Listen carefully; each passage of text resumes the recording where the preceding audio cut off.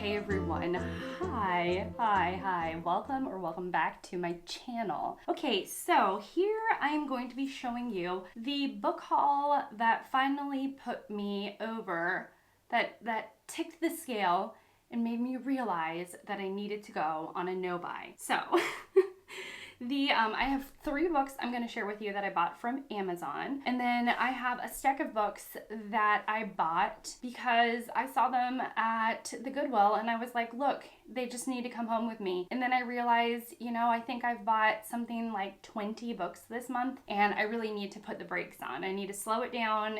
Need to get into I love my own collection kind of thing. I got to stop the buying. So I recently did a video, it should have gone up right before this, about testing a service called Bookfinder, a website called Bookfinder, and you can go and check that out. But in that video I bought 10 books, and then before that video, before I started that project, I bought 3 books brand new, and then the Goodwill had so many good books and I was like, they just need to come home with me because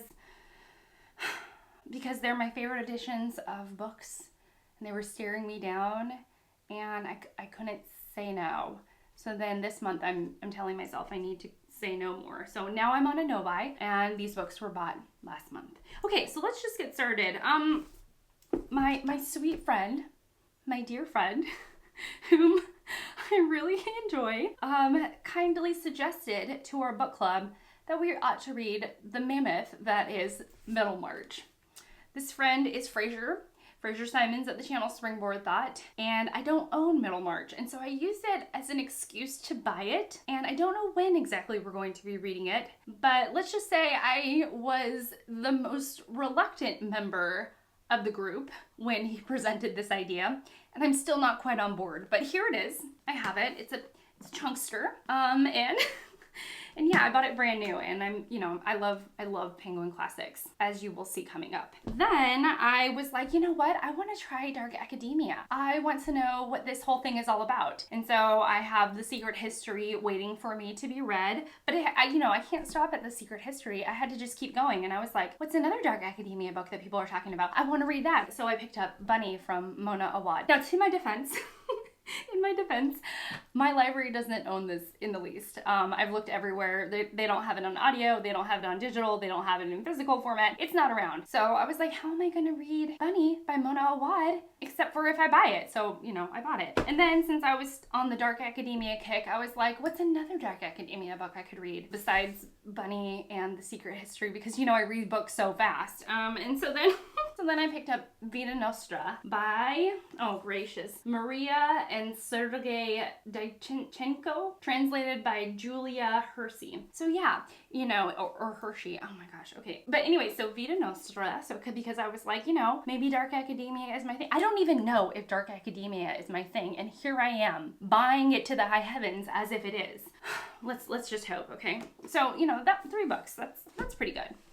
And then I went to, then I went to the Goodwill, and something happened. I basically blacked out, y'all. First of all, I was like, what is this? These black spined beauties with the white ring around them? They're calling to me? This is for me, y'all. And so I picked up Don Quixote, by Cervantes. Is that how do you say it? By Cervantes? Anyways, what are we doing here? What is this? Have I ever wanted to read this? No, not really. Is this calling to me? Absolutely not. Was I just enamored when I saw this massive black spine with the white band around it? Yes, it was like, I must come home with you because I look snobby and I will look good on your shelves. And so I was like, okay, I'm listening to you. And so now I own Don Quixote. Let's just continue with the Penguin Classics haul. I saw this and I literally knew nothing about it, but I was like, it's a Penguin Classic. And I like Penguin Classics. And I have a shelf full. And am I trying to fill that shelf? Maybe. So I got Claude Levi-Strauss, Tristan Tropiquez, and it is the travel journals through the dense jungles of Brazil. It's supposed to have a lot of humor, And what really sold me on it wasn't the fact that it was a Penguin classic and it's in beautiful condition, like never been read. That should actually maybe not be something that makes me want to pick it up. The owner didn't even want to read it.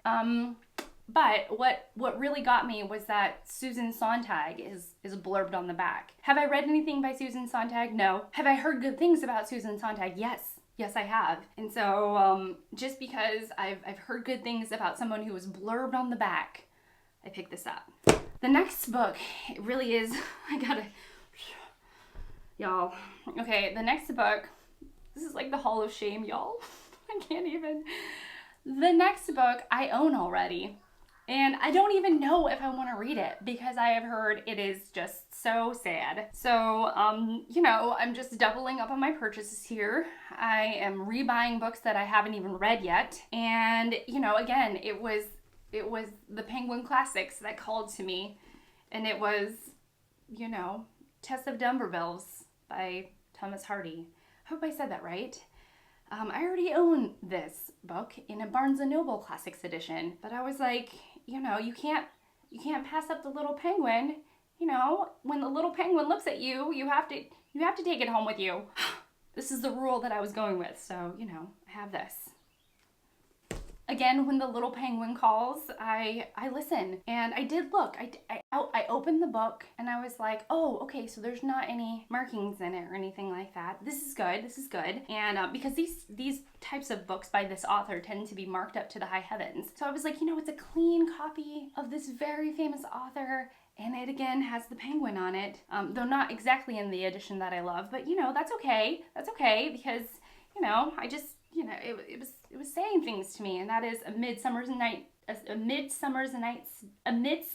Night's Dream by Shakespeare. So, yeah, here we have this too. Maybe this ought to be in my 23 classics of 2023. Maybe she will make the list. He will make the, I don't know. Again, rebuying books that I already own. Thankfully, I actually know that I like this book because I've read it and I loved it. It's been one of my top reads of the year so far. And we have Pilgrim at Tinker Creek by Annie Dillard. Do I already own a copy of this novel? Yes. But I saw this and I was like, it's a vintage edition. I love it. It's in this little paperback and, I just, it needs to be with me. And so, so here it is. Again, I'm going to blame Fraser on this one. I was texting him and I was like, do you own this book? Could we buddy read it? Have you read anything by this author? What do you know? And he was like, I do own that book. And I was like, okay, enough said. We will buddy read it. I don't even know if I like this author. I don't even know. And yet I picked up a hardcover edition of The Corrections by Jonathan Franzen, because Oprah said it was really good. In the past, actually, Oprah books have been, pretty hit for me, except for The Midwives. I don't know. The one by Chris, I'll pop up a picture. But yeah, I didn't like that one. But this one, I was like, Oprah liked it. Potential buddy read. Here we go. Do I already own a Franzen book that I haven't read? Absolutely. But here's another. The final book of this Hall of Shame that I'm now calling it. Thank you, Michael K. Vaughan, for letting me borrow it. I'm just borrowing it without asking, but thank you anyways. I saw the publisher and I was like, I like that publisher. I love that publisher. And it's my second favorite publisher next to Penguin Classics, I think. Though I don't own a lot of books from this publisher. Maybe that ought to change. We're not getting ahead of ourselves. We're sticking with the fact that I saw the publisher and I knew nothing about this book. And yet I was like, NYRB, New York Review of Books. You publish some really great things. Whenever I see you on the shelf, I sort of I'm like a moth drawn to light. I was like, I need to be near you. And so I picked up Love in the Fallen City by Eileen Chang. It's translated by Karen S. Kingsbury. I mean, that's it. I don't know anything about this book. I don't even know if it's something that I will like. I just saw that NYRB published it and it came home with me. So after that biz and the 10 books I bought from Bookfinder, or with the help of Bookfinder, and these books here, I was like, girl, you need to go on a no-buy. You need the no-buy because clearly things are getting out of control. Yeah, so tell me, what have you bought recently? I've just shared with you the massive amounts of books I bought recently. Who knows when I'll get to them? I mean, I used to joke and say, you know, soon, in the next 5 years, soon. But now at this point, it really does feel like the next 5 years. So anyways, I'm gonna go. Thank you so much for watching. Thank you so much for being here. And I will see you all in my next one. Bye, guys.